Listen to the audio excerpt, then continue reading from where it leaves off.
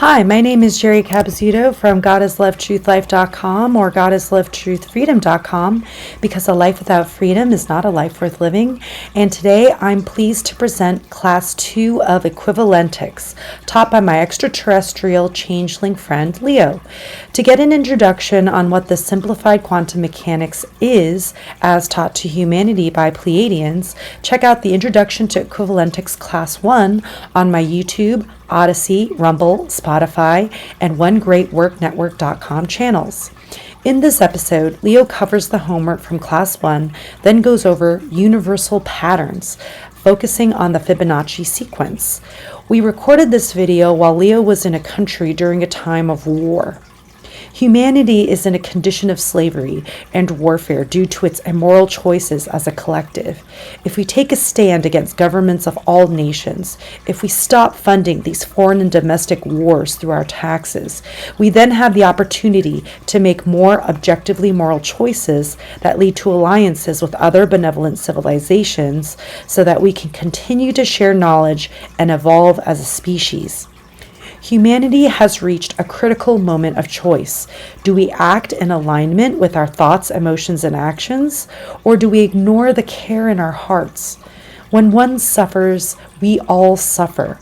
And to know that there are those in other countries, as well as star systems, suffering, is how we can begin to ignite the care in our hearts to manifest right actions. The patterns we enact have universal ripple effects. Here is Class 2 of Equivalentics.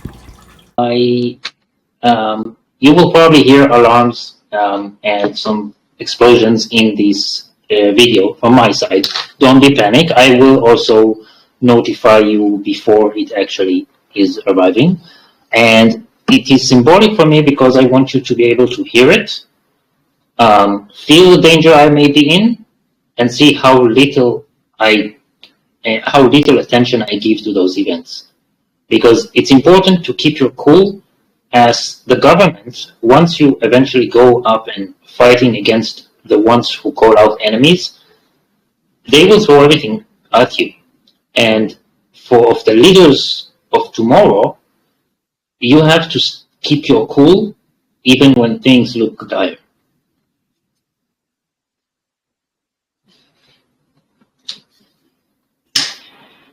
All right, so now let's move on to the homework while we wait for one more student.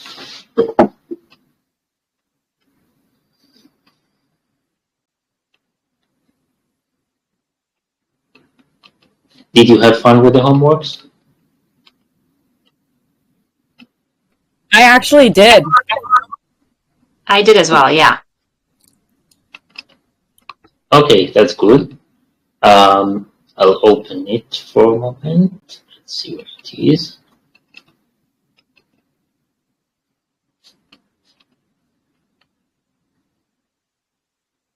Okay, there we are.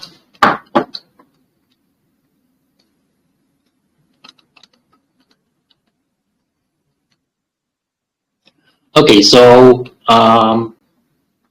someone give me like the answer for the first one.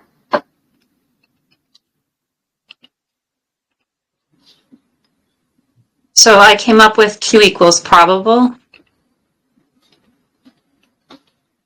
Probable, okay. Right. What about the next one? So for number 2, I have improbable. Do you want me to just go down the list, or that's correct? Just give me the third one. Sure. Q equals probable. Number 4 is Q okay, equals... good. Wait. Okay, and number 4 what? Q equals improbable.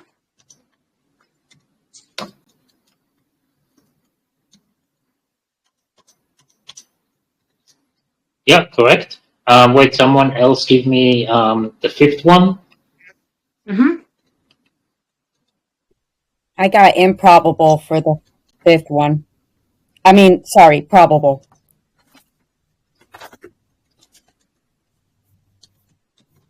Probable, 1. Probable, correct. I'm pretty sure this one was nightmarish. And usually in any other scenarios, later on, you will see that you won't have to do so many numbers. And that you will have cheats, like tools that I will give you that give you the answer right away. Because you'll see that later on, the point is not doing the equivalation, is getting to the right numbers. So I can even show you that tool in a moment. Can you give me the actual number that you had to equivalate in the next one?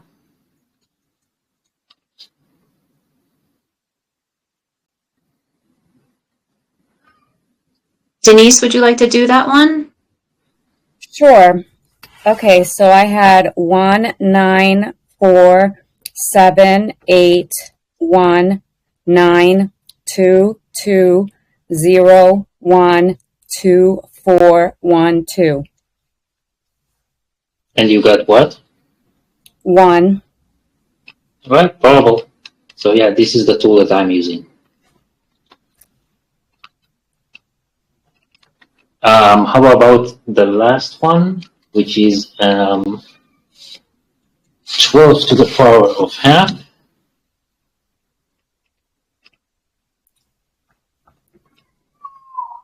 It's going to be, I'll put it here, it's going to be 3, 4, 6, 4, 1, 0. That's 1, 2, 3, 4, 5, 6, and then 1, 6. Which is also probable.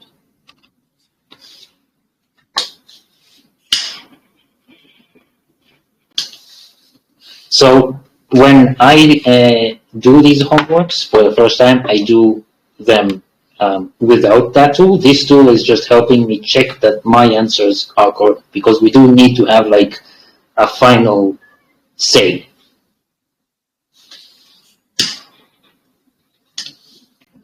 I have a question about that. Yeah. For some reason, with a total of 9 digits, I had a 1 at the end of that problem, so I had 3, 4, 6, 4, 1, 0, 1, 6, 1, which made my result improbable. I'm not sure. Okay. Okay, fine, it's improbable. That's not really the point. You will always be kind of asked how many digits you need to go backwards. It's just that if we weren't asked, we just by default go 9.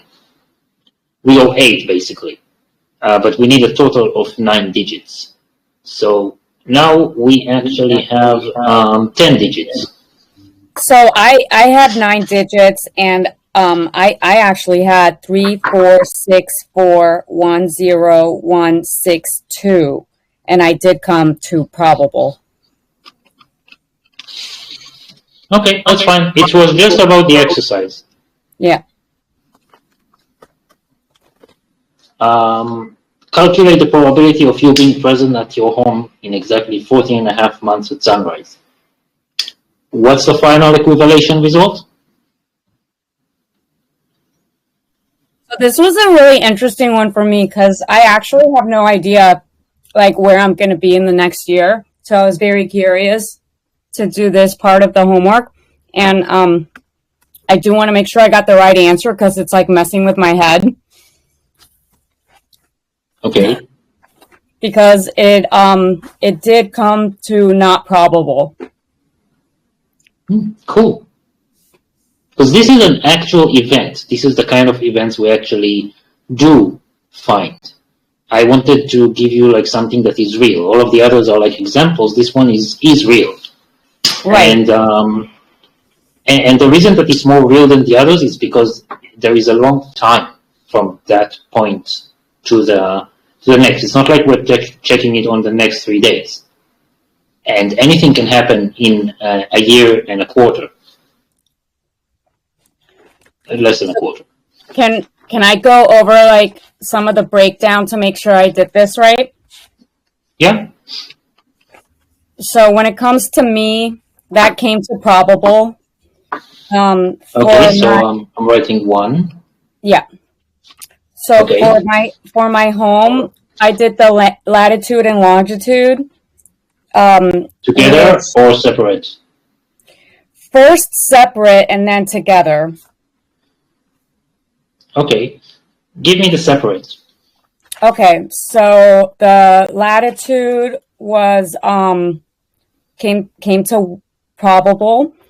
The longitude, which is a negative, that doesn't matter because they didn't equate that, but that came to not probable. So then the combination of the two, being 1 and 0, came to probable. Okay, but we're not putting them together. So it's 1, 1, 0. Okay. Okay, is that maybe a mistake I did for the final? Maybe, we'll see.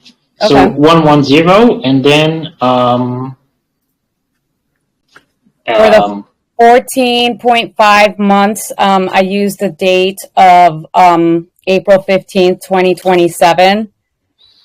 Okay, and that came to probable. Okay, great. And at sunrise? And I ended up using the numbers for the date. I ended up using 04152027.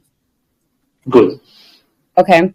And then for sunrise, that came to probable. So the time would have been 6:59 and 32 seconds. So I just combined all the 6, 5, 9, 3, 2. So it should be 0, 6, yeah, 5. That's what I did. 9, 0, 6, 3, 2. 5, Right, 5, 9, probable. 3, 2. And that came to probable. So 1, 1, 0, 1, 1. That's improbable. Yep.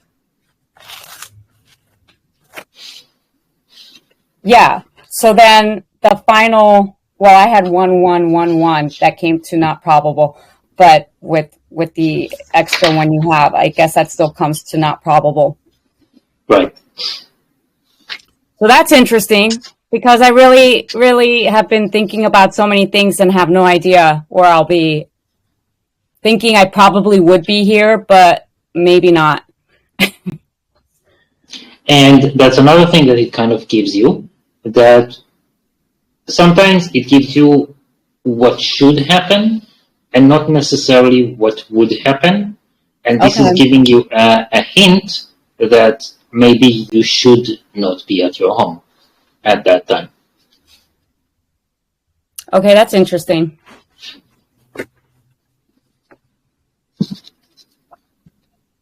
All right.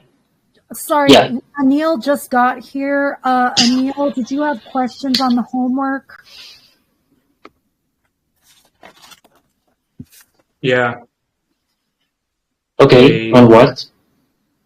The last one. Yeah. The word problem part, Anil, that's what we're going over right now. Okay. Yeah, so what was the question that you had on this one? I didn't do it at all.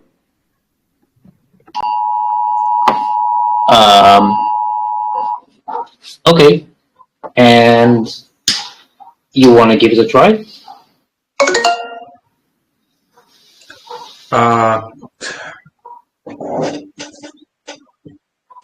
It doesn't have to be in your house.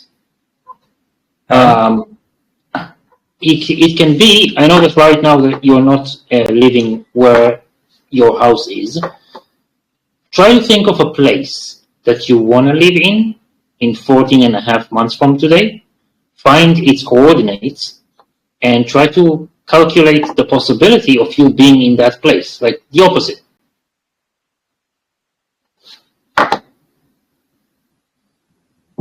Explain that again. Try to calculate the probability of you being somewhere that you want to be in 14 and a half months from today. What I want, this is the question. Yeah, something the opposite, not of where you are today, but where you want to be.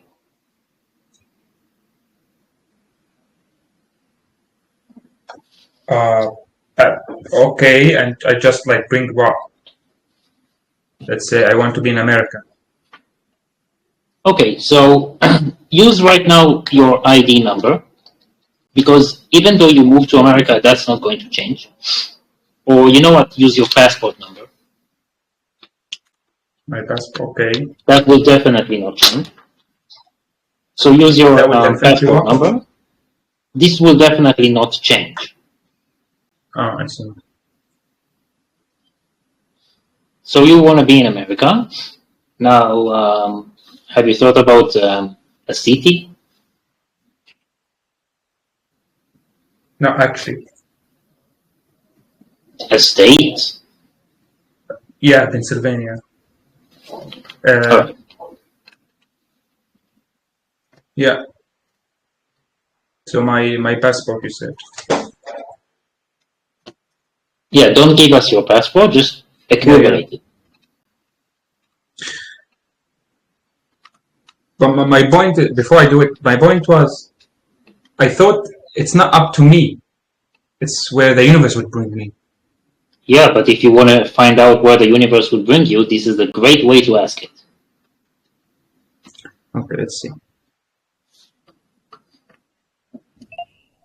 Anil is working on that.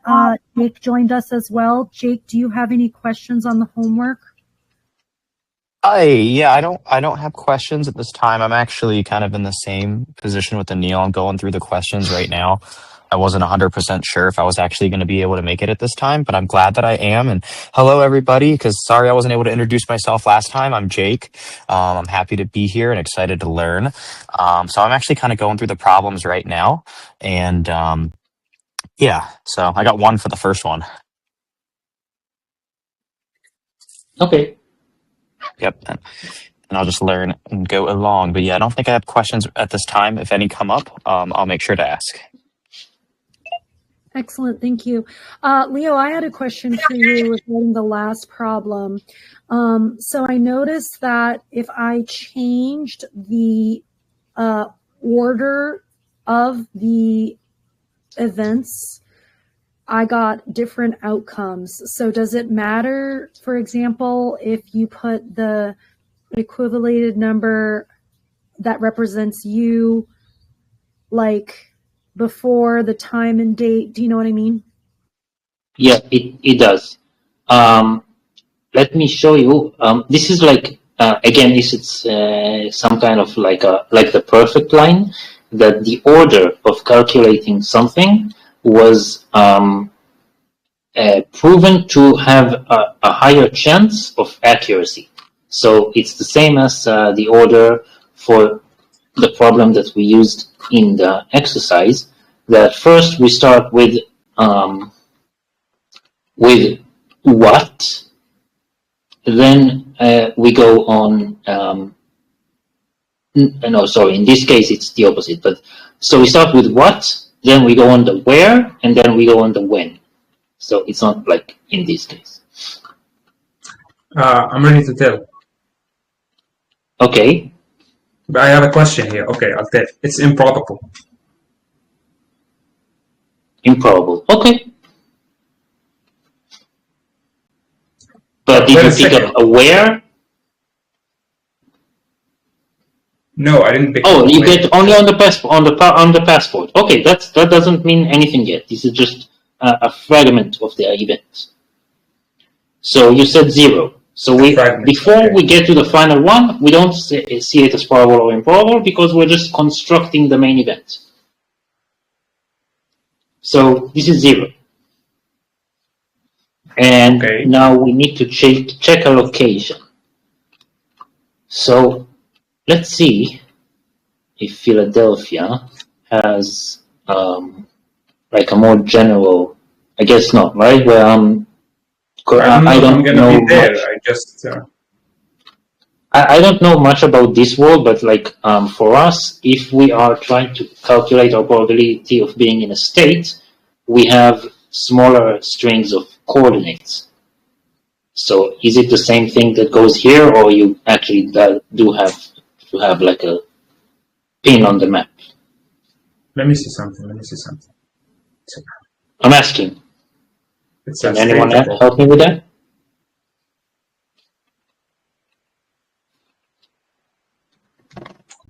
I mean, we have the coordinations, you know, GBS coordinations. That's the best I think we can get. Okay. Where is the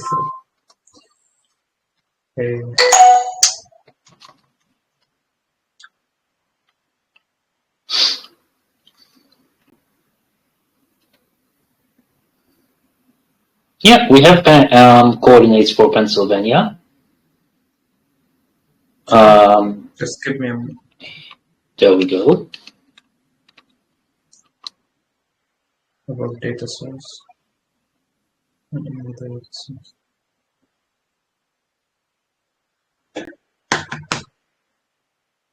So the GBS works according to the compass. Yeah, we just start with this one, the first one. So we equivalent this number.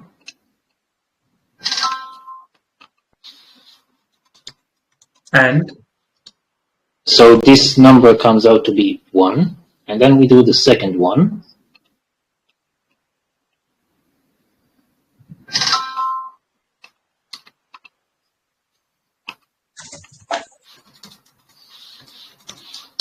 Which comes out to be 3. Which is okay. It's just right now part of the main event. And now 14 and a half months from today. So because you're moving to Pennsylvania, we need to switch the dates to the American way, which is the month first. And so that means it's we're doing the calculation today. So let's see. You know what? We can also check it in Google. What is the date? 14 and a half months from today. So that's going to be May. So that's 05/09/2027. equivalent that also. Yep. So we are right at 0, 1, 3, and 0, 1, 3, and 9, 0, 5, 0, 9, 2, 0, 2, 7, that's 5, 5, 8, 9, 7, 2, 2, that's 0, 2, 0, 4, 2, 3, 2, 4, 2, 3. Leo, I had a quick question about the sunrise time since you're working on that right now. Yeah. So when I did mine, I saw that it was, for example, 6:02 a.m., but that I knew that wouldn't be right because the sun is rising at 6:02 around now in the end of February. So I knew that couldn't have been the case. So I figured it had to do with, of course, daylight savings time.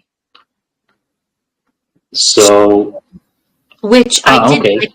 Yeah, I equivalated both of them, but I wasn't sure how you would handle that. I would just pick one. So let's see. We need on the 9th. So that's sunrise. 5:51. Okay, Leo. Yeah. So that's the time in Pennsylvania. 05/51.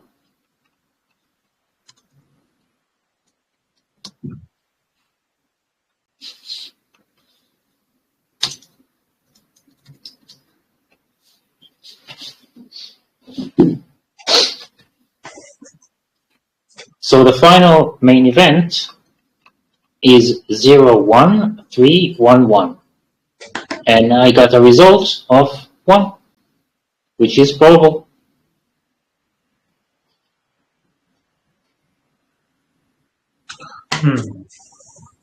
Now the thing is that in order to really ask the universe a question, you need to have more accurate data and not just ask it in general. So you will have to kind of make your own research and finding out exactly the place that you want to live. It also will help you build up the dream and start working towards it. So start looking at places. It would also help you find out, really picture your dream and start working on it. So try to start thinking about places you actually want to live in.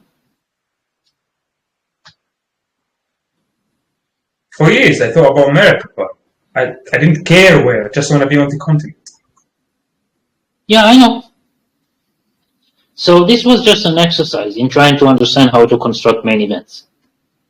It's not, yeah. By doing that, since we live in this physical world with man-made authority and their laws, the equation is saying, okay, it's probable, but for you to get to that level, you need to have credentials, things that perhaps you won't be able to get in 14 and a half months. So how is it going to be probable? So that's the thing. Because it's not very accurate on an exact location, then it's not giving you a very straight answer, because you need an exact location. Not just an exact location, you need an exact method. Well, you might just visit there for as a tourist, you know. Why I'm saying this? Because I've tried.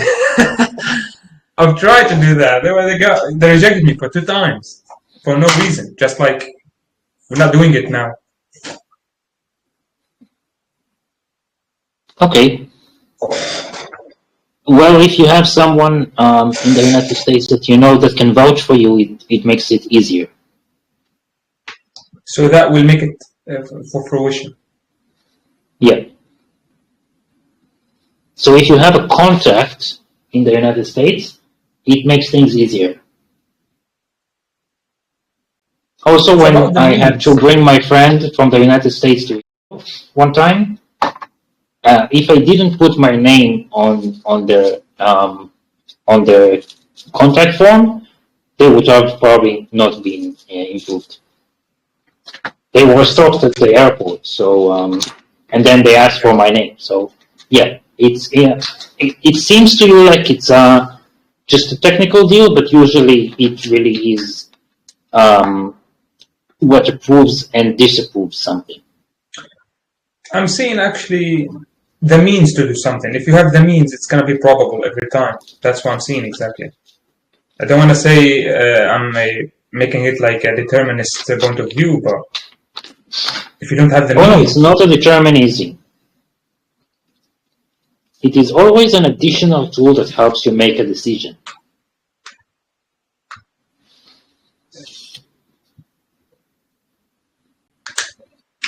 Yeah.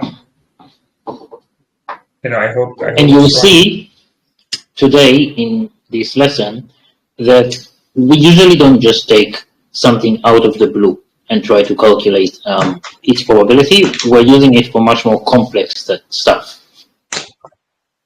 This is equivalation, and equivalation on its own is a very, very small part of equivalentics. I think I have the percentage somewhere.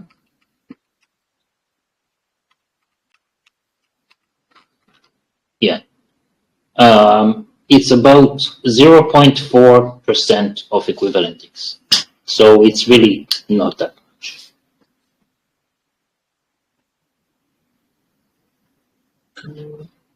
Probably even less. I think like it's gonna be a great tool, to bring something out of the blue and see if it's gonna work or not. And the probability of it happening or not.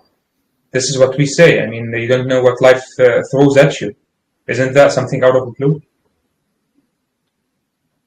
Yes, but then again, this is calculating probabilities in over a maximum amount of dimensions. So, although we are giving it a few dimensions, like who, what, who, what, where, and when, it's still not covering all of the 10 dimensions. So, it's never going to be really accurate. Not like that. This is just an example of how we use what we have already learned, which is not a lot, to try and get something. I see. Can we get to a point where we be able to determine 100%, like for example, what was the name? First of all, no, there is never 100%, but you will be able to reach a point where you're about at 95%. Is that what Nostradamus used? I don't think so. No, not what Nostradamus. This was something that Leonardo da Vinci used. Another one, I forgot his name. And who? Da Vinci and Nostradamus had very accurate and close predictions. Yeah, so probably Nostradamus as well. I know. I'm asking because I know he used astrology. As far as you know, because Nostradamus. I want to make sure this is the guy.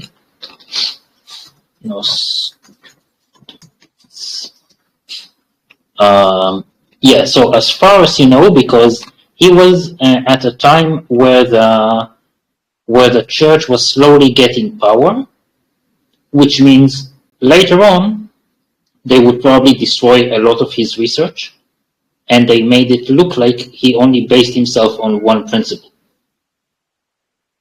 He got that exactly what you're saying. He was killed by the monarchy.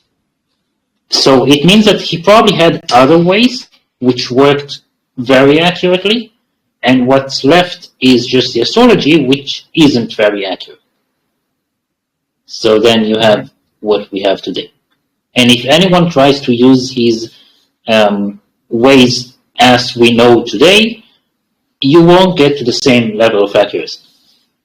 Yeah, right. Because he had something else that was hidden and probably destroyed from the public. Yeah, right. So we will learn today on something called universal patterns. Just before we start, Jake, do you have any questions on the homework? If not, then skip it and just do it another time. I guess my main question is, I just went through, just for the fun of it, doing the date that you presented, just to make it simple. And, so it was May 9th, 2027. So I did, 05, 09, 2027, got down to 1.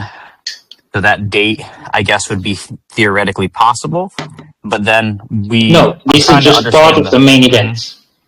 Okay. It's just part of the main event. It on itself means nothing. How do we correlate it then to the coordinates? If we were going to go ahead and take coordinates of a location, I think that's the missing part. If we take that probability and then the date, how do those things connect then? So you equivalate the latitude and then equivalate the longitude, and then you equivalate the time at sunrise, and then you equivalate your social security number or passport number, and you equivalate them all on their own, and then just putting them in order. And when you get to that final order, which would be 5 digits, you equivalate those 5 digits. Oh, gotcha. And that's the final answer. I understand. Okay. The longitude, latitude. So today we will. You start with your social security number, and then longitude, latitude, and then date and time. Got it. Okay, thank you. So today we will learn on how to use those in a more accurately mathematically way.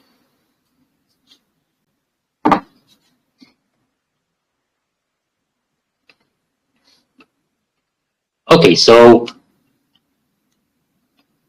today we will be learning about patterns.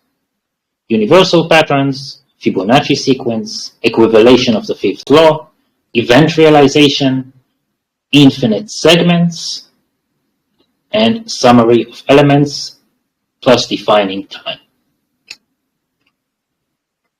We'll start with universal patterns.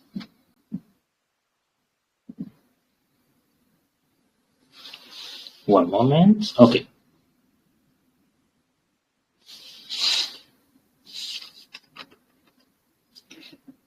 Anyone knows what this symbol is?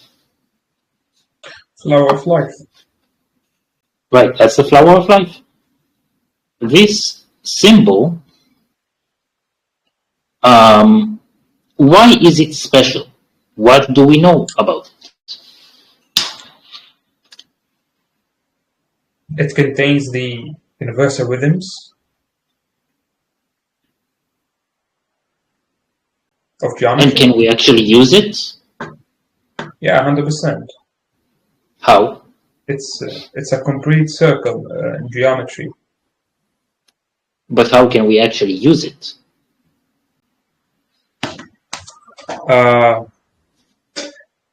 I mean, I know a lot of multiple usages for it. It comes into vibration usage.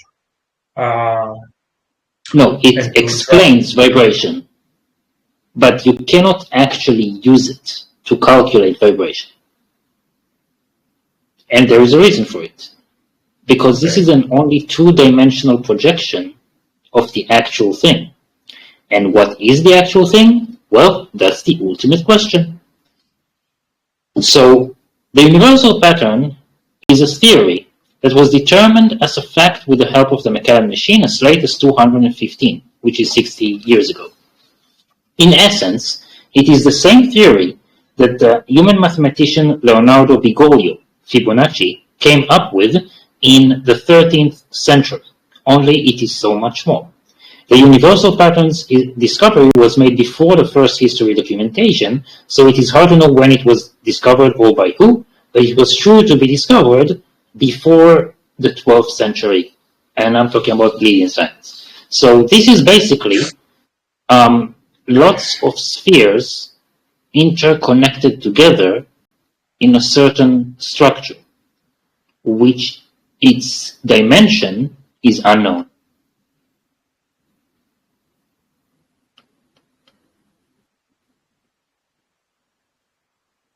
So we have a two-dimensional projection of something that is between 3D to infinite dimensions of a circle. It could be even one circle.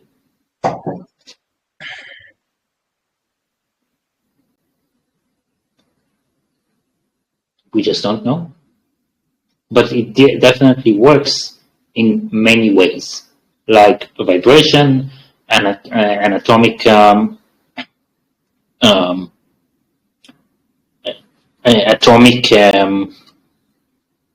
I forgot the word for it. Okay, we'll call it atomic structures. And do you have any other examples for what we can use it for? I want to say atomic fusion and release. Yeah, atomic fusion. I think in lasers, if I'm not mistaken. Okay, never mind, moving on. In the universal patterns, there is a certain sequence of events and patterns that follow the same mathematical principle as a series of numbers from historical events to natural materials, flowers, rocks patterns, etc. It's not that. It's actually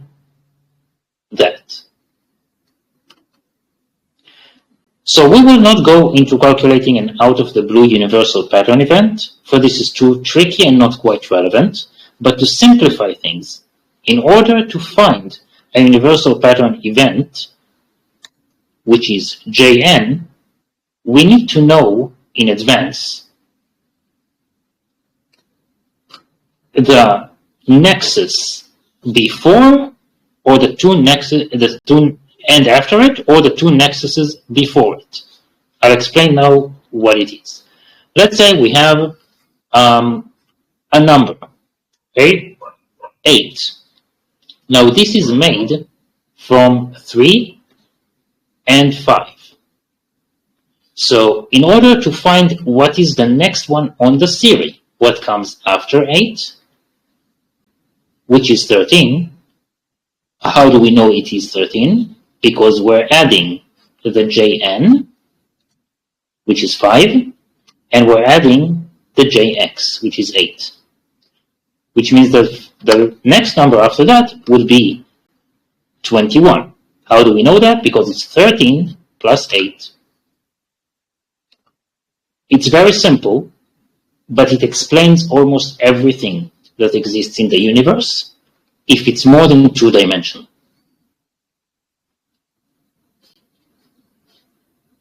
So this is the JS formula that creates the very basic universal patterns. As I said, we need the nexus, the two nexuses before it, or before and after. There is no point getting into what you are seeing. Just remember my definition for it. You need the two nexuses before the one you are trying to find.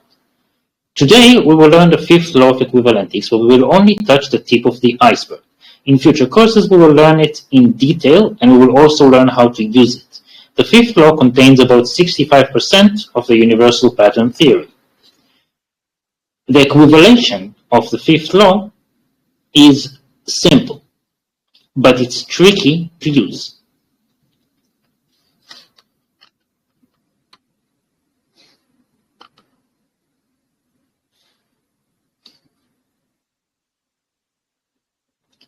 And I'll explain now how do we actually use it. There are two ways for us to understand. A moment. I'm sorry, I'm just being distracted. So let's get a recess for like a minute.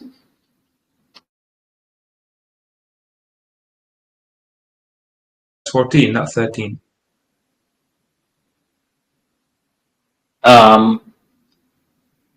Well, it is actually starting from 0, and in the next slide, I will show you why we are actually start getting to 8. But it's not entirely true, because you can use that formula on almost every number. We are just starting with the simple version of it, and later on, we will go over to the more complex areas. Okay. So there was a question about snowflakes. Snowflakes is also something for like future episodes, but it has to do with the formation, the natural formation of solids in the universe. So it's not just water that comes up to be in the shape of a hexagon. It is also crystals.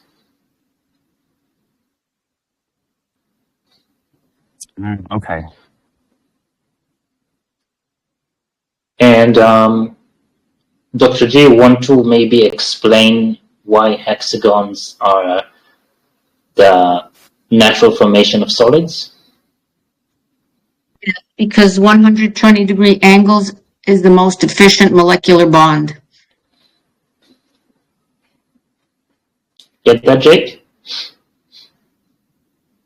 It is simply the Or strongest molecular bond to keep something solid and physical together. They refer to it as being efficient. So you'll notice, like in beehives, right? Hexagonal shapes. There are 120-degree bonds that create that shape. Yeah, it's amazing, right? That Crazy. yeah. So you can Google it. The molecular bonds of 120 degree angles are the most efficient bonds. And so nature So tends it's to... not just about the strongest bond. When I'm saying most efficient, it is the most space saving, and it's the most stable structure that works in all of the dimensions. Wow, that seems rather profound, actually, because I'm thinking about just the hexagon symbolism in general, and I believe it is connected to a lot of ideas as far as materialism and being within a solid. So it seems like it kind of connects to that in a real way between like a liquid going into a solid or crystallizing. Exactly. Crystalline. Rito, Wow. can I interject? May I interject? Yeah. That notice how the Fibonacci sequence has very, very little importance in human mathematics. Why is that? Well, that's a Well, good it's not question. about the why, it's about what is the result. That this is why humans, one of the reasons humans are behind.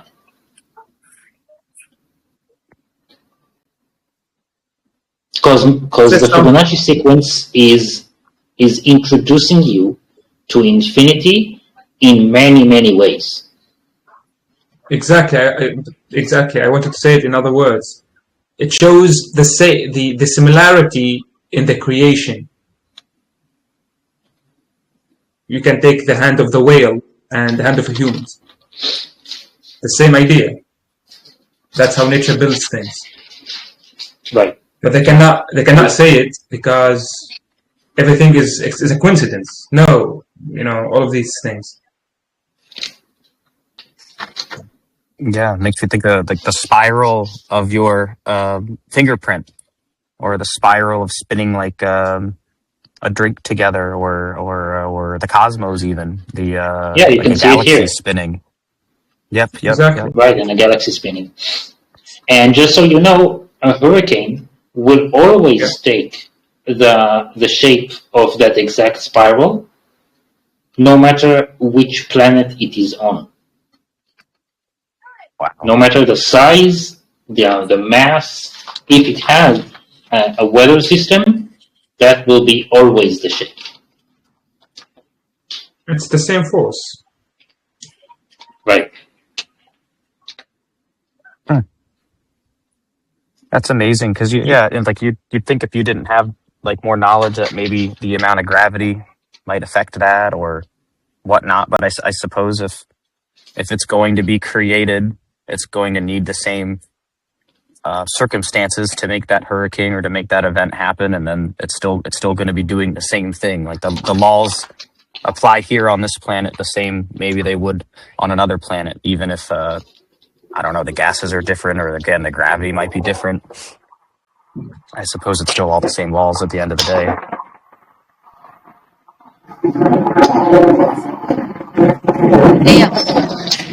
Leo, would you say the galaxy follows the law, the Fibonacci? Yes, absolutely. But it follows pi as well. Oh, and now, by the way, one of the ways to actually calculate accurately where you will be or what you will do is something we use here. Remote viewers are using it. It's called tarot cards. But tarot cards are not accurate enough because they're not taking into account absolutely every possibility. We are using also some kind of tarot cards. I didn't learn anything in Equivalentics. When you come to a point in Equivalentics where you're rather high, you're going to choose a profession. There's about 8 different directions you can go to. I chose geometry. A friend of mine chose remote viewing, and she learned the tarot cards that we use as Pleiadeans, and they are made from 92 cards in a deck, and they all look like that, with different symbols.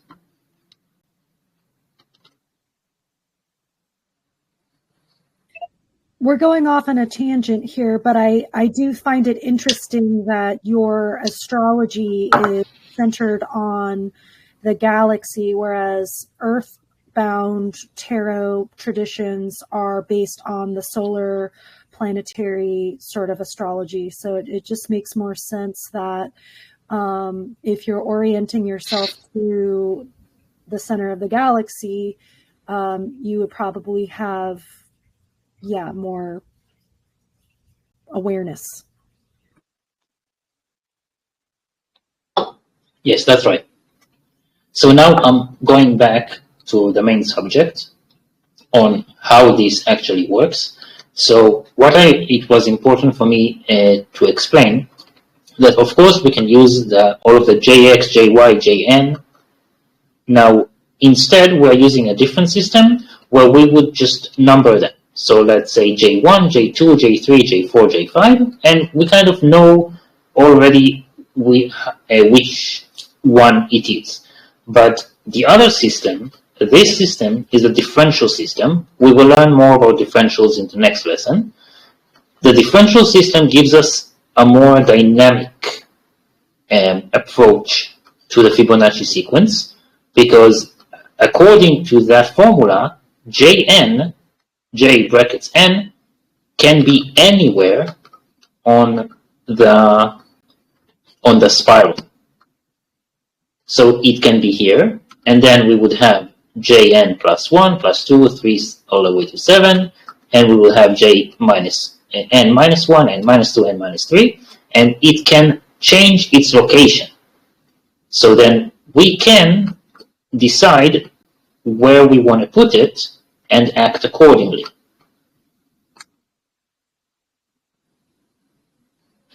So this is why we rather use that system.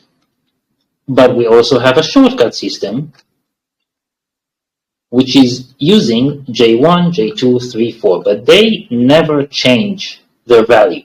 J1 always stays the same, J2 always stays the same, J3 is the same, and we're using both ways to try and calculate where we are exactly in the universe.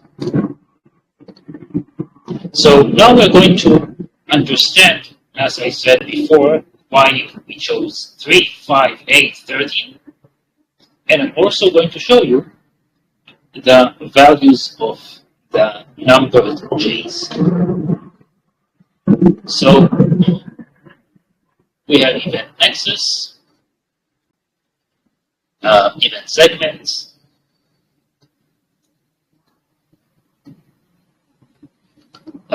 fifth law event segment J, we call it Quan, and first universal pattern sequence J1, second universal pattern sequence J2. And now we're going to calculate them.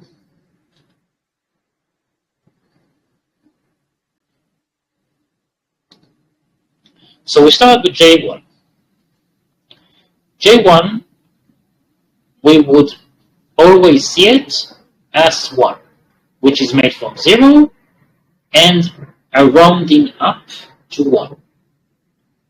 That is 1. One moment. Just waiting for the charade in the sky to over because I cannot hear myself think. Just can speak a bit louder, please. He was saying he was waiting for the charade to be over because he can't hear himself think. Okay, thanks. One thing that I was going to add to what Leo was saying is if you look at, for example, the sort of sunflower slide from before, you know, if you're thinking about how it gets smaller and smaller and smaller towards the center, it would make sense to just treat the J1 as 1 because it's in rounding up, because it's so you're starting from like the center of the spiral. Right. The point is that one of the first times where the Fibonacci sequence introduces infinity to us is that it can go in negative infinities to the smaller and smaller number and it will never touch 0. So that's why we're starting from 1.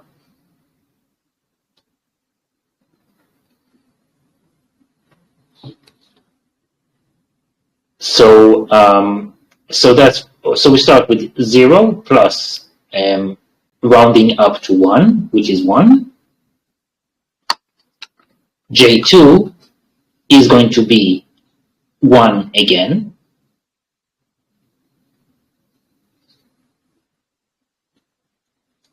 And then we start, this is the only times where both of the J's are equal the exact same number, and it is important. You will see later on why. Now we go over to J3. J3 is made from 1 and 1, which is 2. J4 will be made from 1 plus 2, which is 3. What is J5?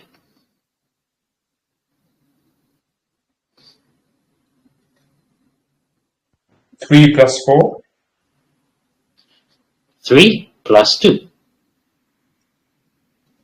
5. It's always taking J3, the one nexus before and the one nexus before that.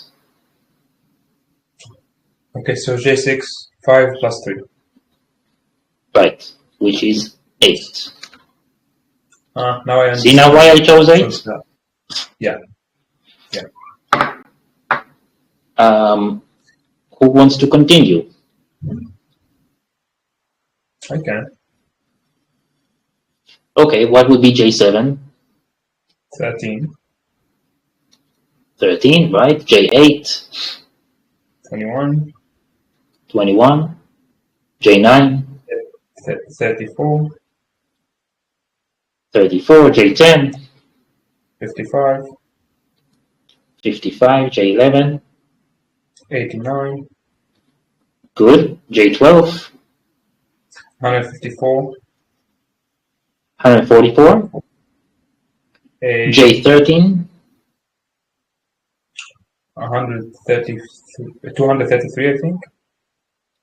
233, correct.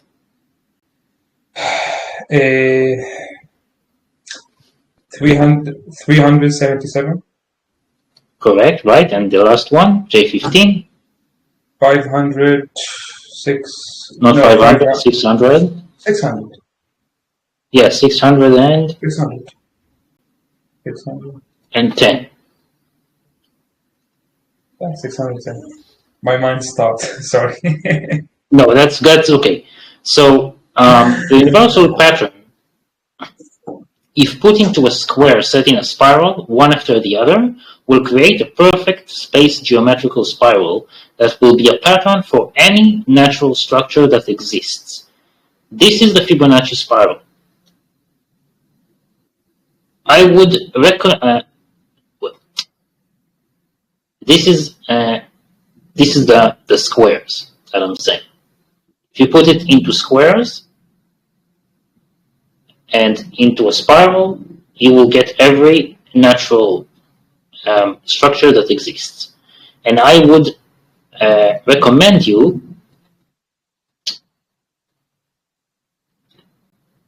to remember, to memorize that line. We don't need more than that.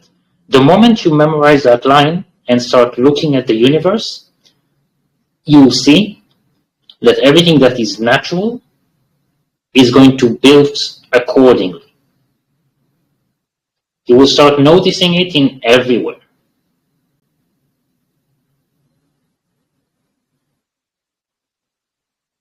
Now, I'm saying natural made because for some reasons humans don't like to follow it. And I'm not saying all humans, just modern ones, because the Roman Empire and the Greek engineers did follow the Fibonacci sequence. Just the modern stuff aren't.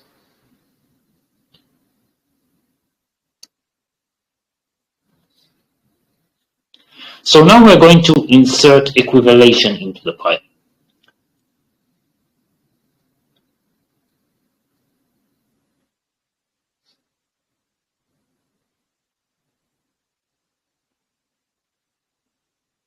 So in order to construct a main event from each of those J's, which are the universal pattern sequences, we are starting by adding J0. Now J0 is purely theoretical because, like I said before, you can go infinity down in a spiral and you will never reach zero. But since we're dealing with infinite things, because 50% of everything that is known to us is infinite, then we must include infinity into the pipe. And that's why we do use J0 when it comes to equivalation. Which means we always start with 0 and then go to 1. So the first event, EA, J0, J1, which is making 0, 1. EB is made from J0, J1, and J2, which is 0, 1, 1. What is EC?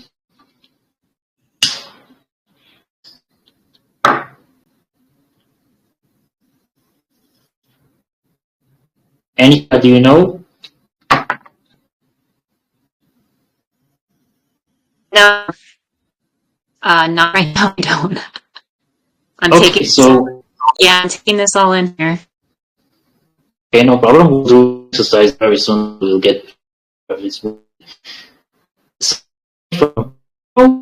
1, 1, and 2. You can just look at the table at the bottom and see which J you're taking. So if we're starting J0, that's going to be 0. J1 is going to be 1. J2 is going to be 1 as well. And then J3 is going to be 2. I will send it also in the Equivalentics group. So it will be easier for you to follow it. Okay, so 0, 1, 1, 2, 0, 1, 2. Right? Mm-hmm. Okay. So I just okay, wait. This I need to save it as an old image. Oh, I think maybe I already did.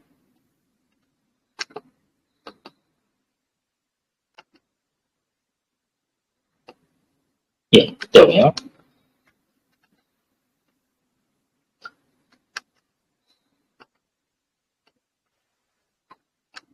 We still see the Nostradamus. I know. Okay, okay. I just want to send you that.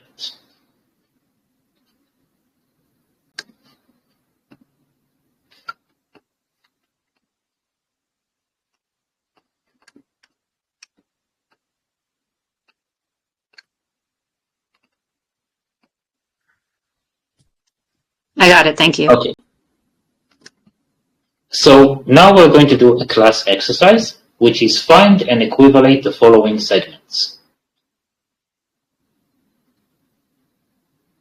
E, V, E, E, F. And this is what you're seeing over that. So this is divided into 3 groups. Now we are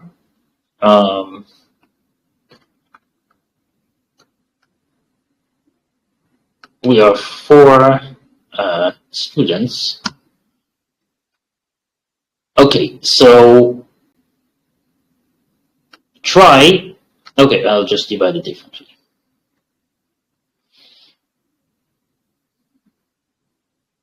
No, it's actually okay.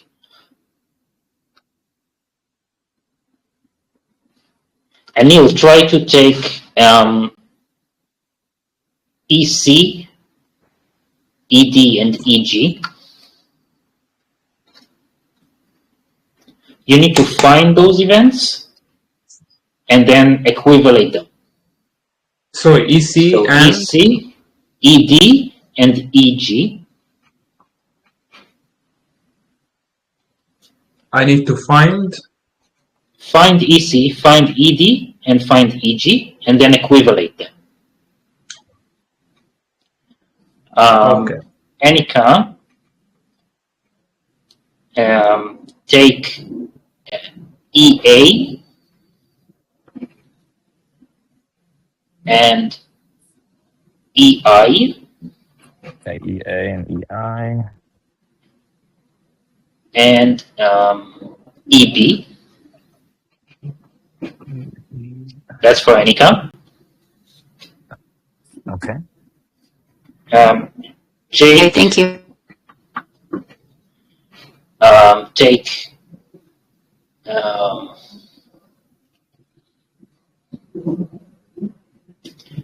EF Got it. EH and EE. Okay. And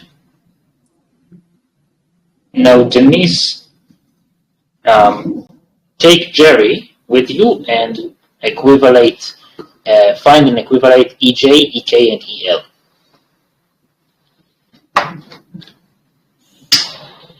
You can do it like in private.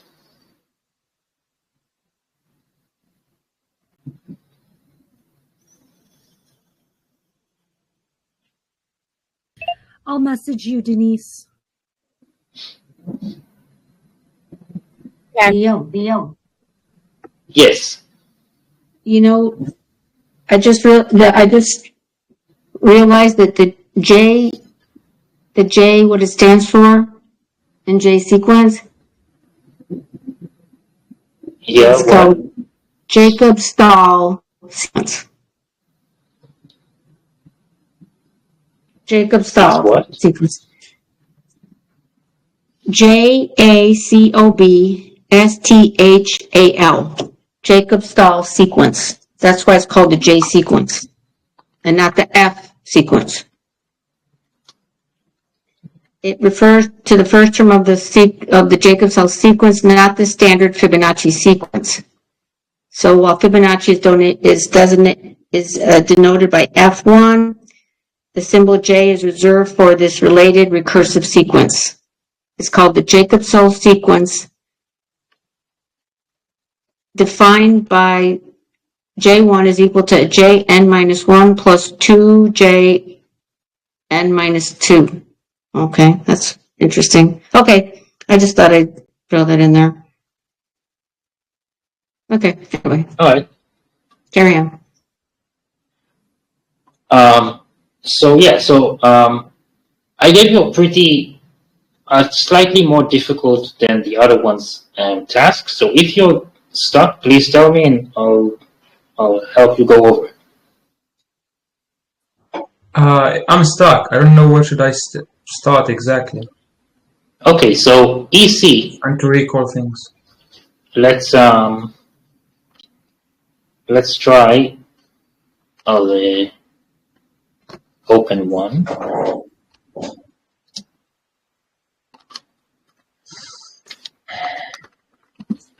Okay, so let us start with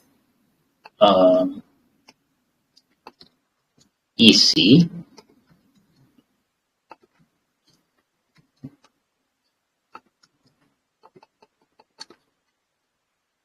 So EC is going to be made from J0, J1, J2, J3.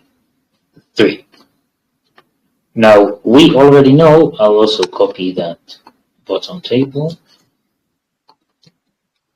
We already know that we don't have here J0 because it's just 0. So this is converted to 0, 1, 1, 2. And then we equivalate that number.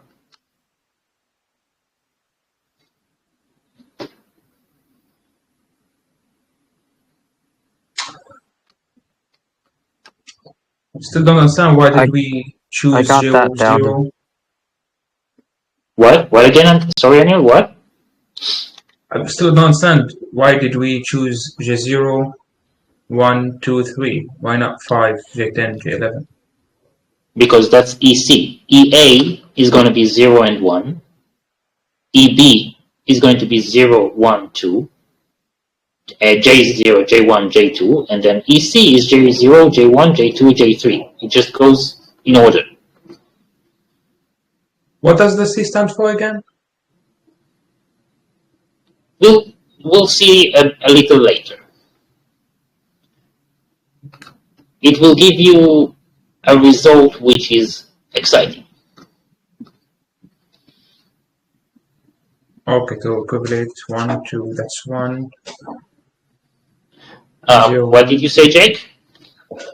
I have the same question as Anil. I'm trying to, I guess, figure out what is making like EC different than EA. And then I did this one real quick and I got 0. Okay, would so that just make keep it it. not probable? No, you just keep it. It has 0 for now. Yeah, we can call it not probable. So that would Okay. be QC. Now, QC is 1. EA, QC is 0, 1, 1, 2. It's probable, it's 1. No, it's 0. 0?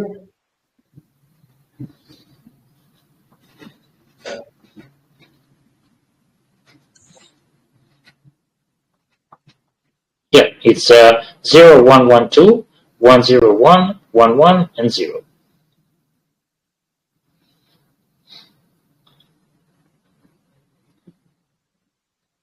You're right, sir. So, Jake, I gave you EF. So if we are trying to find out, it's basically going to be EF is the 6th number in the alphabet. So it's going to be made from J0, J1, J2, J3, J4, J5, J6. Oh, okay. So okay, I get it now. So we're taking the second number, or the second letter rather, and that is going to have a number associated with it based on the alphabet. And that's how we Right. get the J. Okay, I get it now. Thank you. So this is J4, J5, J6.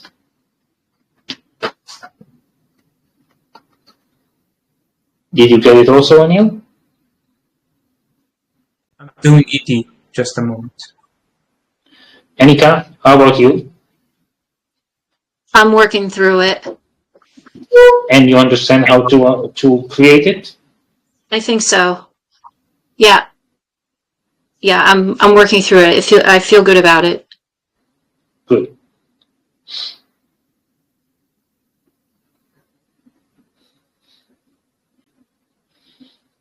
So just remember, we're not equivalating all of the main events. I just want the Q of each of those. Just save the Qs. So, for example, what is the Q for EA? It would be 1. And then what is the Q for EI? It will be something.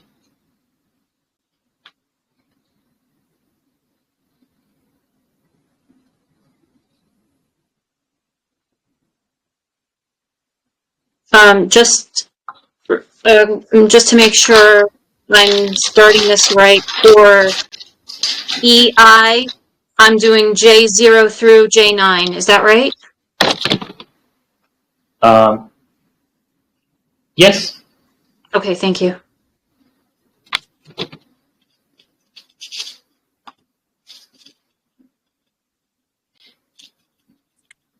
I got 0 for EF as well. I'm not sure if that's also what you got. 0 for EF. Great.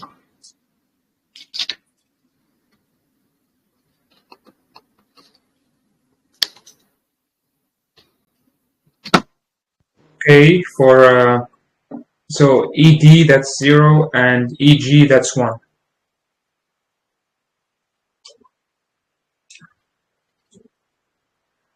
For ED, 0, EG is 1, and Yeah. EC was also 0. 0. Yeah. Okay.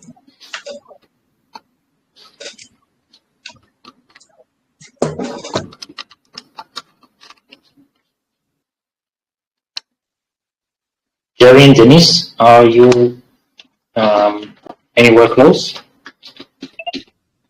We're just messaging right now. But did you start working on the problems? Yeah.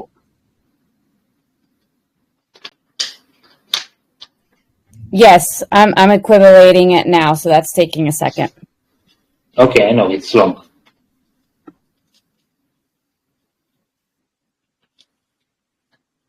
So for now, we'll just go over. Yeah. So if we're taking that according to the alphabet, I mean, in English we have 26 letters. Right.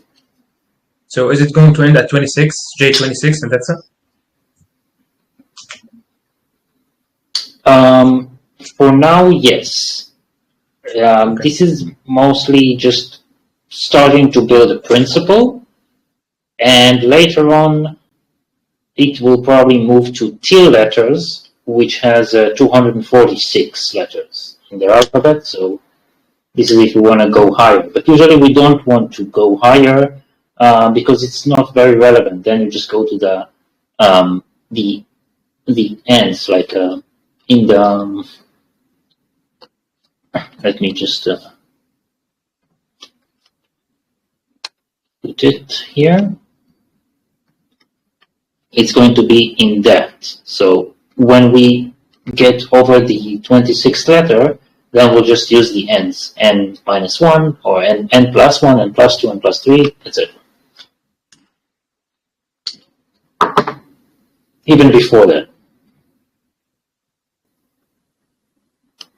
For EH, I got 1. I'm going to do EE now.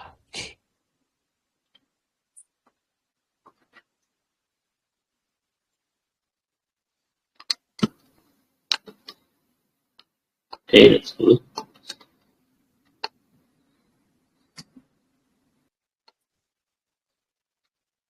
Leo, Yeah, can I just say what I have so far to see if I'm on the right track? yeah, sure. Okay, so how do you want me to respond with this? It's QA or EA? Yeah, QA. Okay, QA I have as 1. QB, or shall I say probable, or 1? It's, 1. And QB is 1. And then Yeah. QI is 0.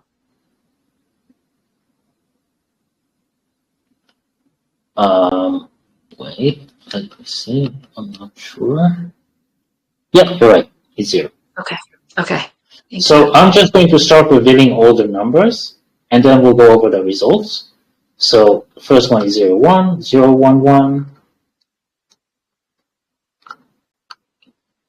And so when you started doing the EI, this is the number that you were equivalating, right?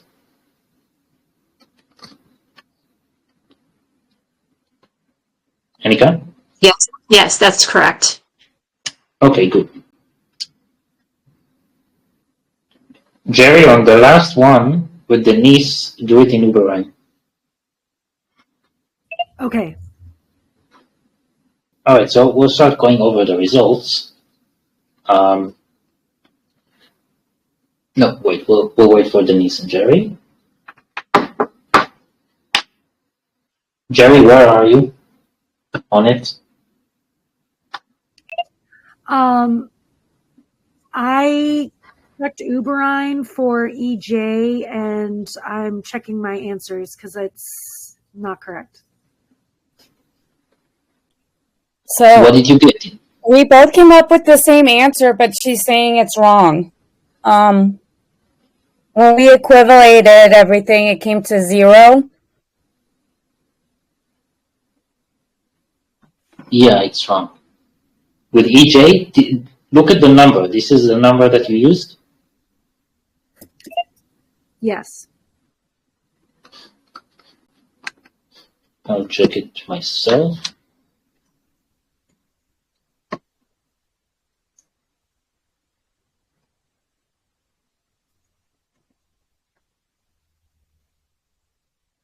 And what did you get? 0?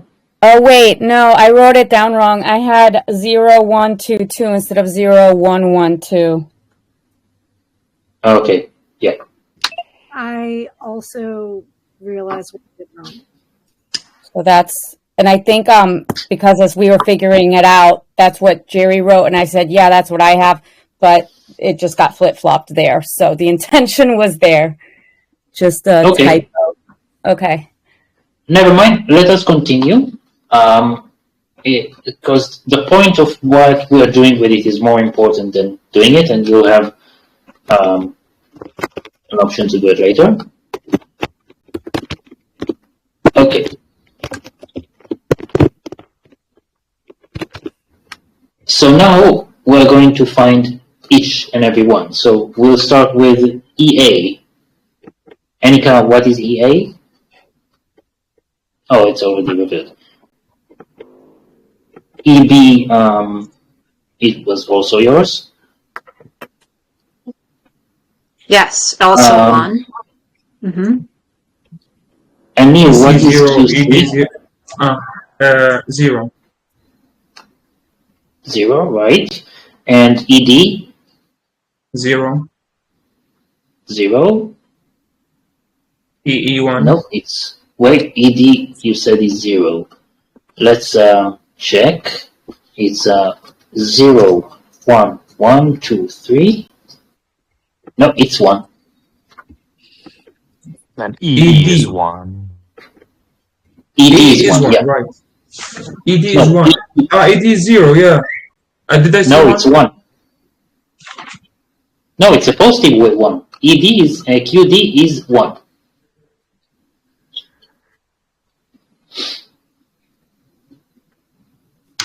Okay, then I made a mistake. EE is 1, right? What is EE? Jake, what is EE? I got 1. Yeah, me too. Yeah, correct. And Jake, what is QF? Let's get my page back over. F, I got 0. Good. QG was Anil. What did you get?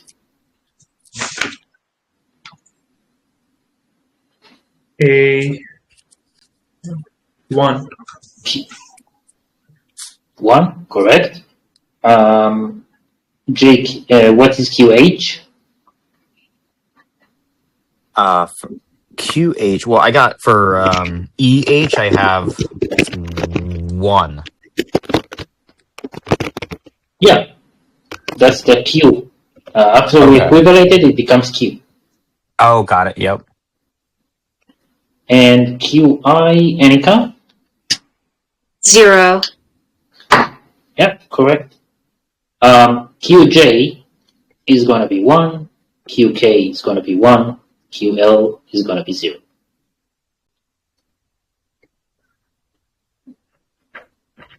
Did you notice the pattern?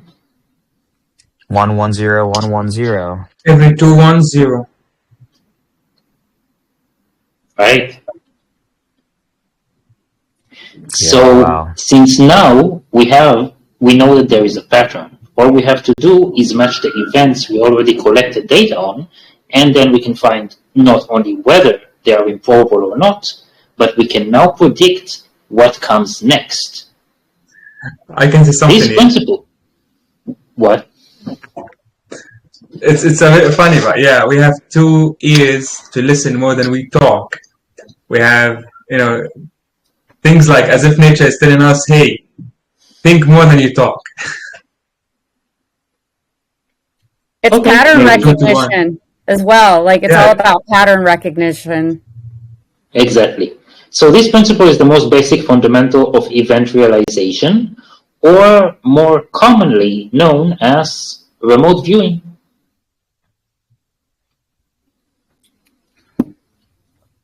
So this is how we use remote viewing.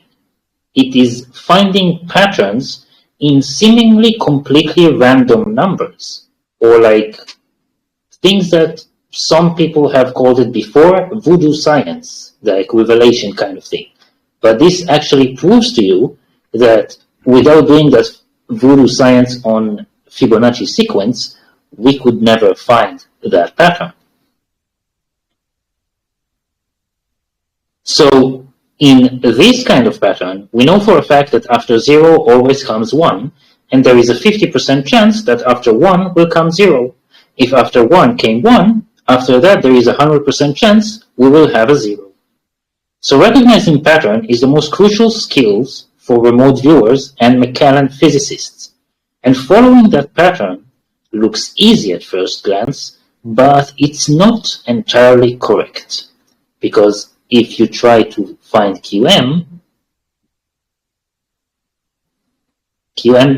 is 0.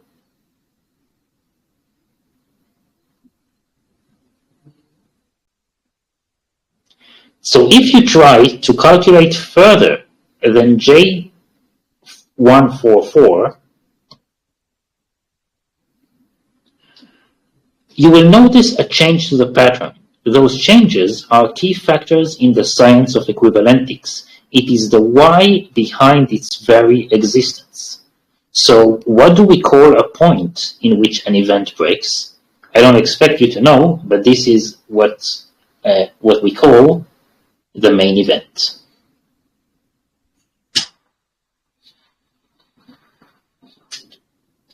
So now, as we know, EM ends with 233. So what is the pattern breaker?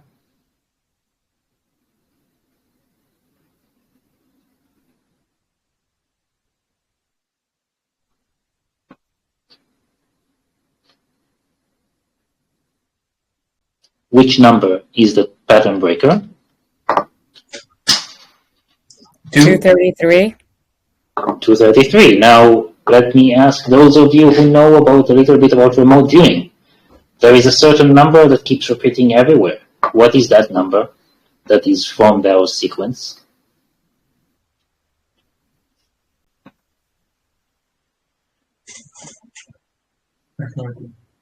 I don't know. When Let's I ask, remote view, let's I ask a don't remote viewer.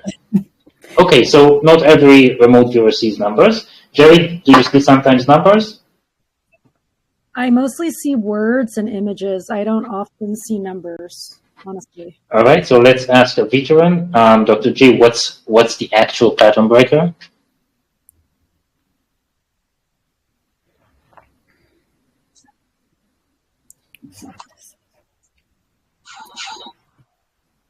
Hey, did you ask me something? I just walked into the room. What is the pattern breaker? Okay. Yeah, what is the pattern breaker? 233 or something else? Wait a minute. I just walked away, Leo. I just came back. I'm sorry. Never mind. Yeah, go ahead. Sorry. This is something that you will see in many groups, even groups that talk about Q and Markaba and all of these other symbols. They talk about a certain number, which is 144. And this is not by chance. 144 is the pattern breaker. Because 233 already starts a new segment.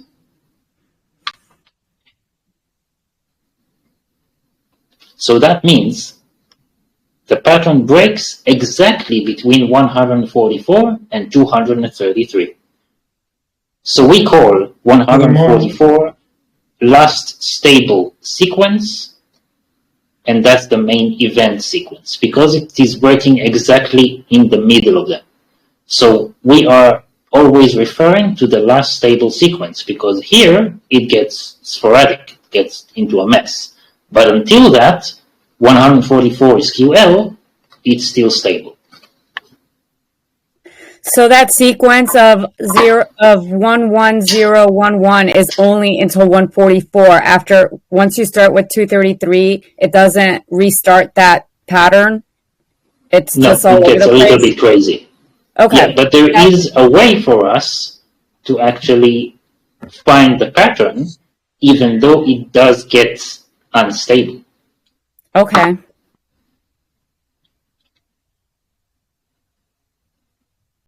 And essentially, will it be like a what- longer pattern or a shorter pattern, or like they're just going to be different length of patterns throughout?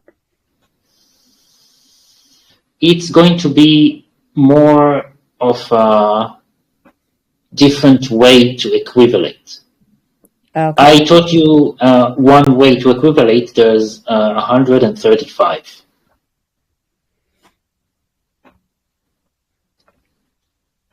So basically, if you ask remote viewers or people who deal with mystics and spirituality, they will tell you there's an importance to the number 144, and they see it in many occasions, not just one. And this is basically explaining remote viewing in about 15 minutes. So, to continue further into the practical uses of equivalation and its role in reality, we must first understand the laws of event realization. And now I'm going to introduce you to the first one. This is something that we call the golden order. We will learn later what are orders. So it is a pattern that is created with event realization using the J sequence and the perfect index. You don't need to understand what it is. The event realization is made by taking only 9 J nexuses every time after EI and placing them after J0. And I'll show you how it looks like.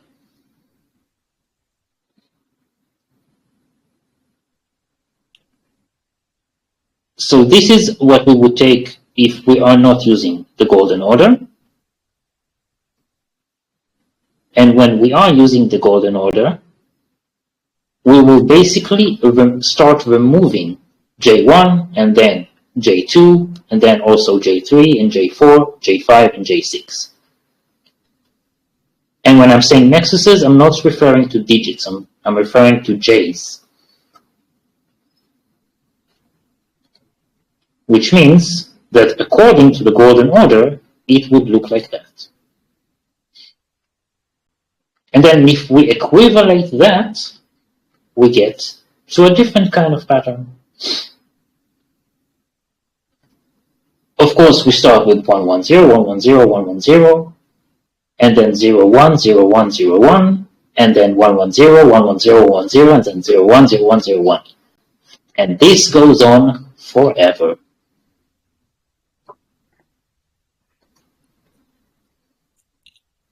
So we have a new pattern that looks like that.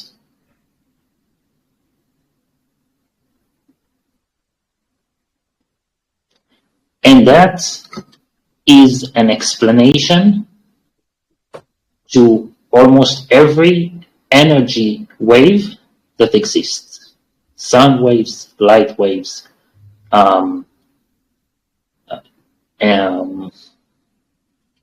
DNA, almost every sort of wave would look like that.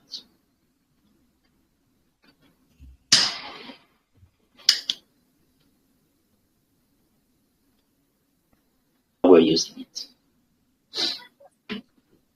This is very, very mind-blowing in some ways. It yeah, just really seems like it could connect to so many things.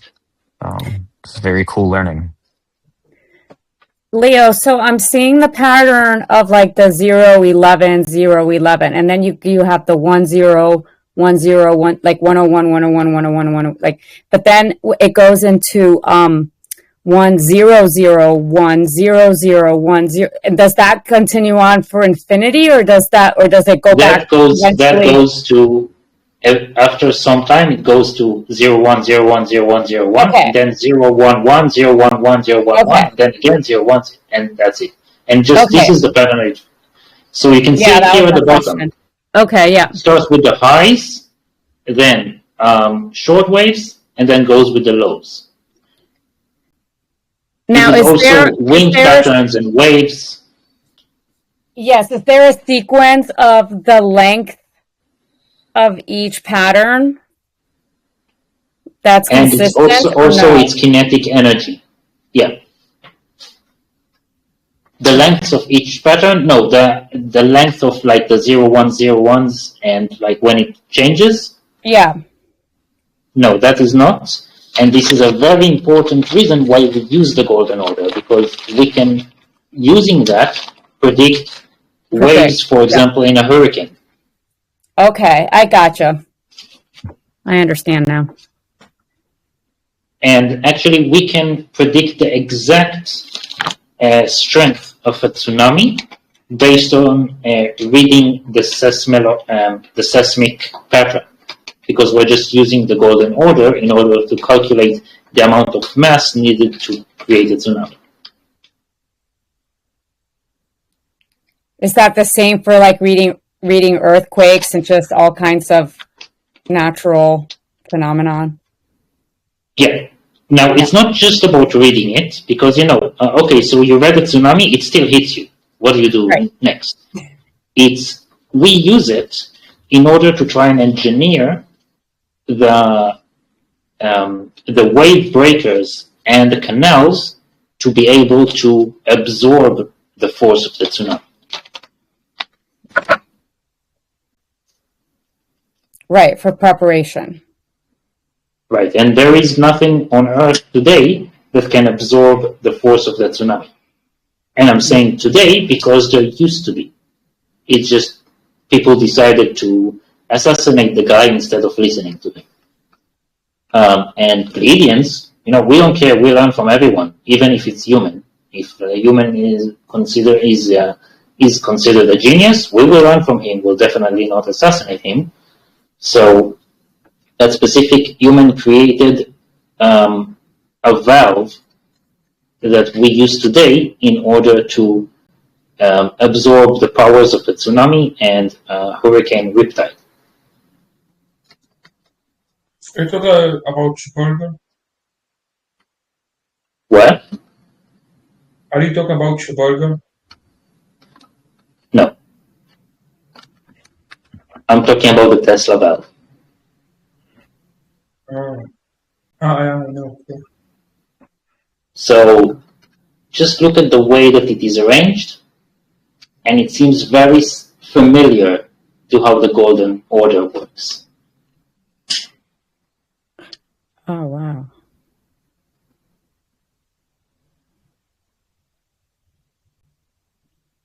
So it is basically breaking every force wave, although you do need to make some adjustments to it, like to make some of these smaller and then some of these longer, in order to follow with the golden order. It depends on the strength and the mass that is coming into the distribution system.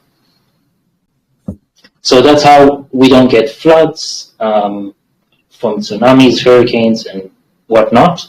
And just remember, I don't know if I told you that, but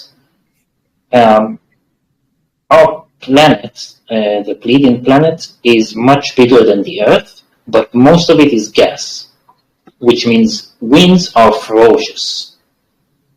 Like a normal hurricane that we can have would be Category 7. So we need to deal with a lot more water.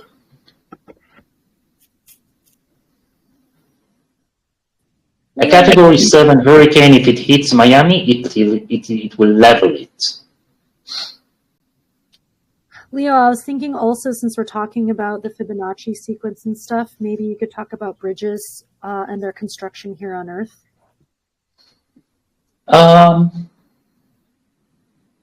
Yeah, okay, I can.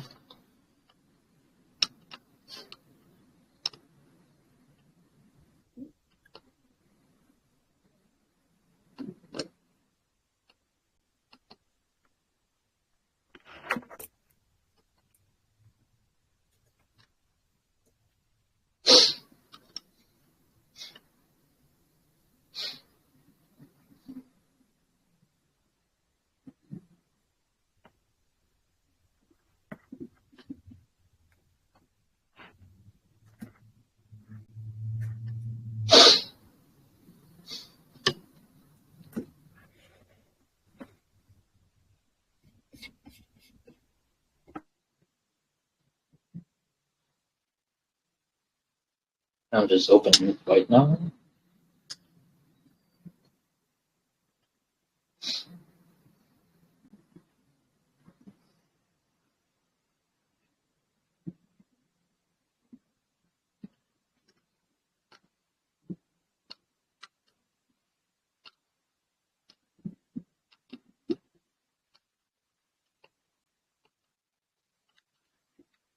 Okay, so let's say we have a normal bridge.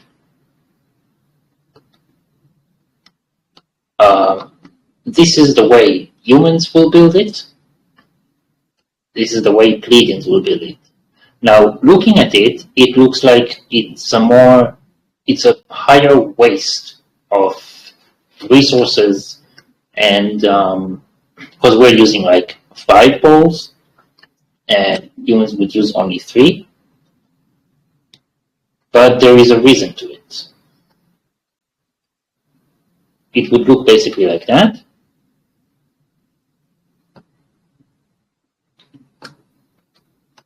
And that is the reason. Because when we are when we're building the bridge, we are making sure the wires that are holding the bridge are following the Fibonacci sequence. And this specific system will work regardless of gravity.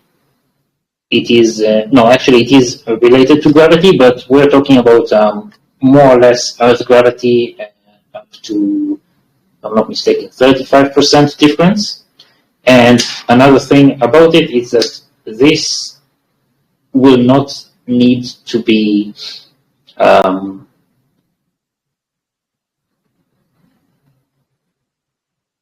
reinforced one day, while the human way of building a bridge does need to be reinforced over time, because the structure integrity loses its integrity over time. And our way of building it isn't. Why? Because we're following the Fibonacci sequence.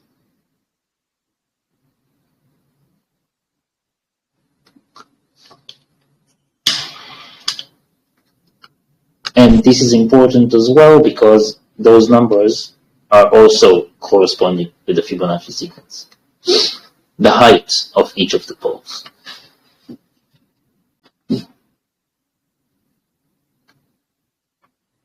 And let's say there's an earthquake in one side and a domino effect starts. This pole will hit this pole and will hit this pole, and we have a domino effect. Here, the poles are shorter. They won't drop each other.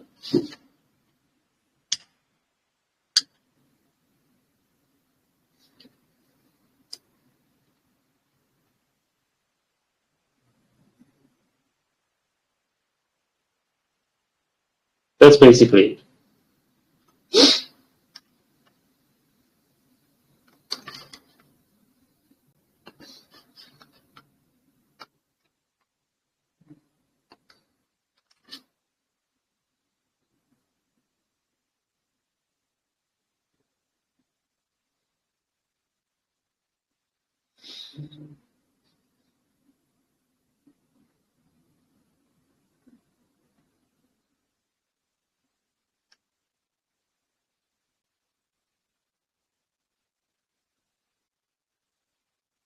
Leo, we only seen the Tesla bar. Yeah, I know. Okay. Stanislav asked, I'll answer your question later. But essentially, you know what? It's not later, it's right now. So the golden order is part of something that we call order, and it has to do with the components that make equivalentics. Now, the first thing that we start with is laws.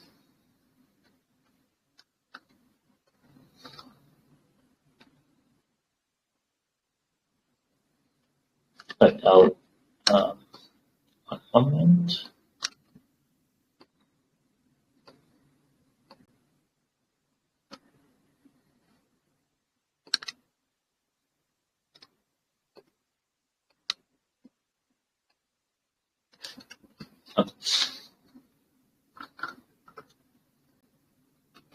Equivalentics is made of a few components: principles, facts, patterns, equivals, indexions, laws, differentials, orders, and the natural order of things. I'm not going to go over everything in this lesson. I'm just going to go over the laws shortly, just to give you an understanding of what we will be dealing with over time. So we start with law of primes, law of faces, law of spheres, law of equivals. This is what we are learning right now. Fifth law of arches. This is the J and the M. Sixth law of elements, law of light, law of ratios, law of things, and law of laws, which is law of infinites. So about the J and the M, quon, that's 1J, and when we are the plural form of quon is yon. J is the letter for Y in till. That's why we're using J.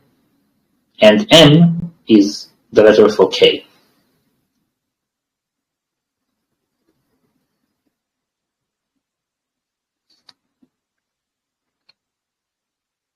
So I'm just giving you as an intro to what equivalentics is actually touching. The law of primes is creating prime numbers, differentials, Genesis code. This is genetics, DNA, statistics, order of randomness. Law of faces are basically surfaces, simple powers, circumference, powers, and roots, quantum mechanics. Law of spheres are volumes, circles, and spheres, surface angularities, angles and lines, perfect shapes. Law of equivals is equivalations, stacks QFE, business and finance, natural order of things, mathematics. Law of arches, universal patterns, golden ratio, differentials, perfect lines, indexions. Law of elements, fractal science, PDT correlation, exponential growth, economics, kinetics. Law of light, velocity, condensation, chemistry, architecture, and biology. Law of balance, infinite patterns, tau pendulum, kinetic equivalentics, galactic anomaly, negative gravity, and law of things, silver ratio, Mobius patterns, 7D mathematics, quantum physics, and probability of improbabilities. And law of infinities is just mostly infinity and principles. Now, it is set in an order, not of a certain something that we should learn one after the other, because actually, as you can see, we started with law of equivals. It is actually ordered from the smallest to the biggest influence on reality, or in equivalentics. So the actual ratio is that. Law of primes, faces, and spheres is about 3% of equivalentics, equivals 4%, arches 5, element 7, light 9, balance 14, ratios 20, infinity 29% of equivalentics.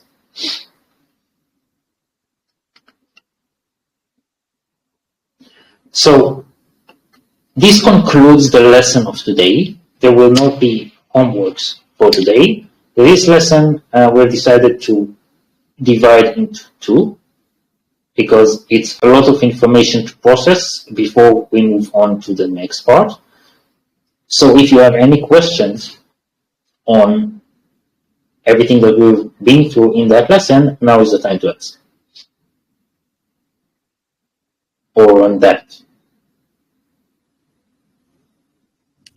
Also, if folks want me to stop the recording to ask other types of questions, let me know and I can stop the recording.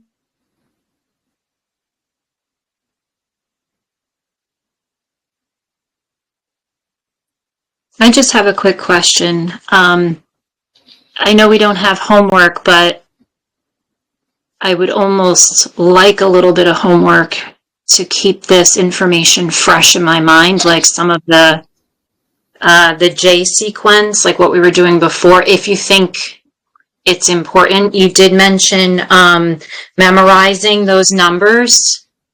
So that's a nice task, right? That's something that we can do.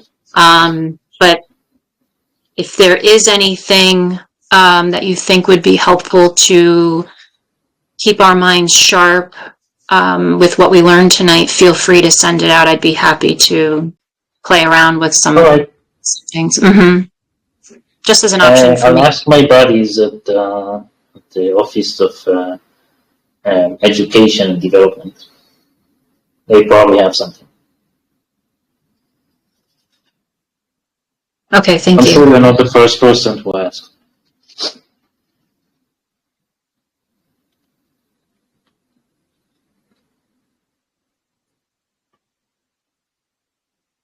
So what I'm seeing and kind of understanding here is how to recognize some of the patterns in different spectrums and situations.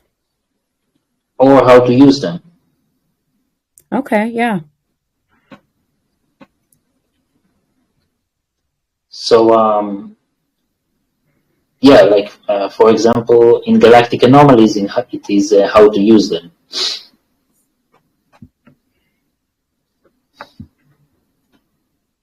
Have you ever heard about wormholes? Wormholes, yeah. So they are a theory for astrophysicists, but to us they're not a theory. We know they exist.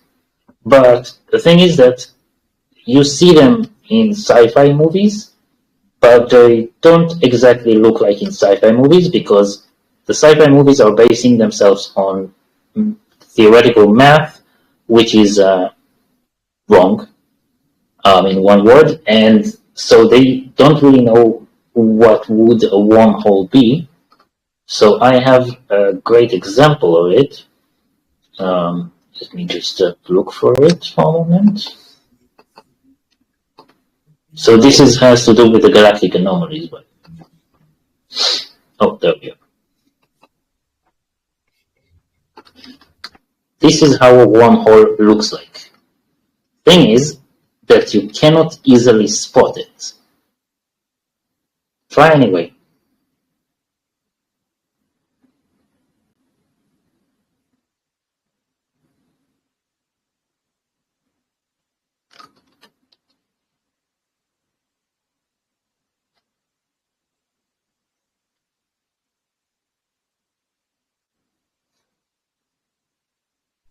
Is it the whole entire hole or partial?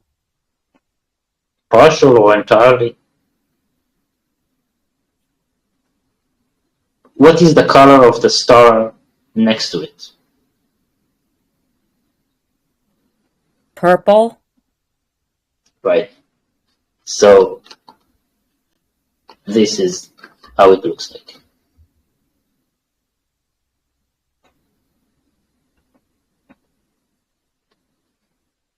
And it does also follow the Fibonacci sequence.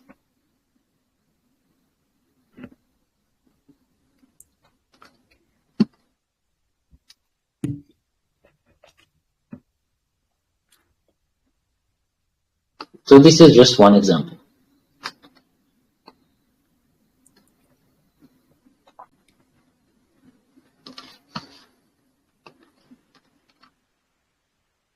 Anything else on other things, not just what we're seeing here?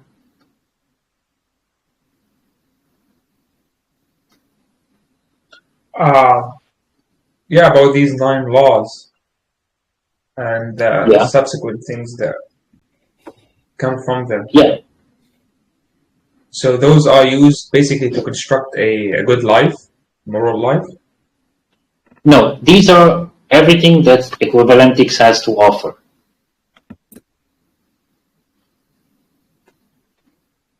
Equivalentics is not teaching you exactly how to construct a good life.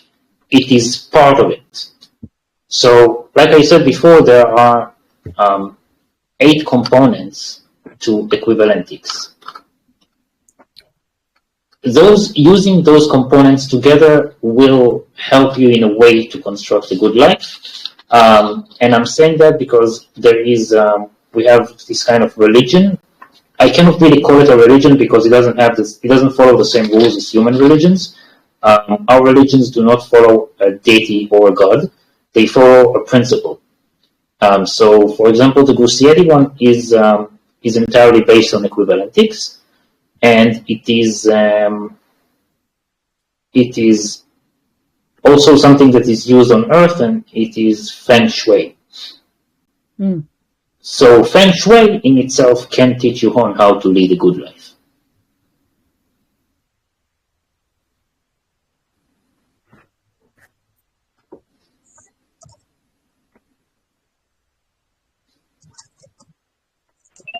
I had a question about remote viewing, but it's sort of like, I just realized I never see numbers. I always see words and images. Like, what's up with that?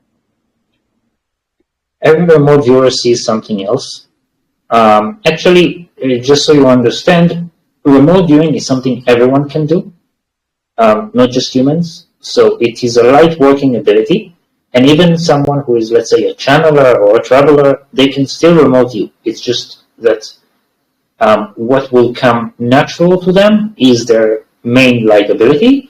Everything else is either completed using a certain trick or through learning.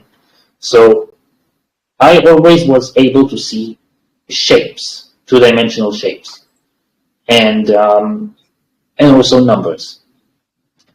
So then you just take an analyst, usually someone who knows Equivalentics, and they will be able to make something out of it. Some people see images, some people get words and sentences in languages they don't even know. Some people see locations on a map, what we call human GPS. Some people see objects.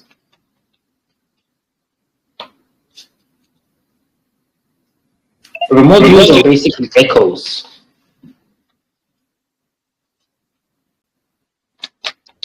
I'm not really sure how I do it. How can we cultivate this in other people?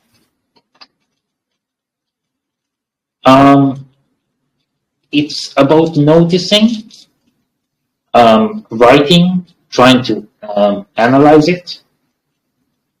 You know, one of the ways to analyze it is with Equivalentics. Those who see numbers, since I see numbers as well, I can teach you on how to find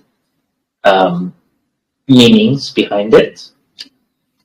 And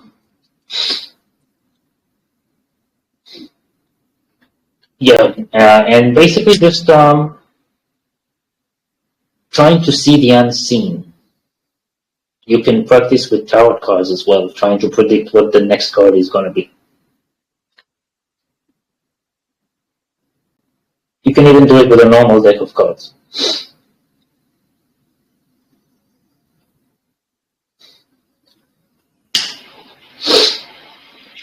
I have some more questions, but I personally would feel more comfortable not recording them.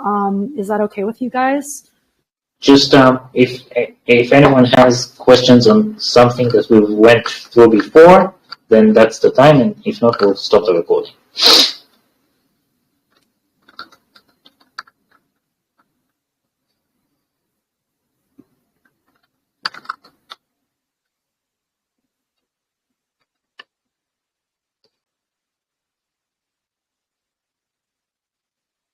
Okay, then you can stop the recording.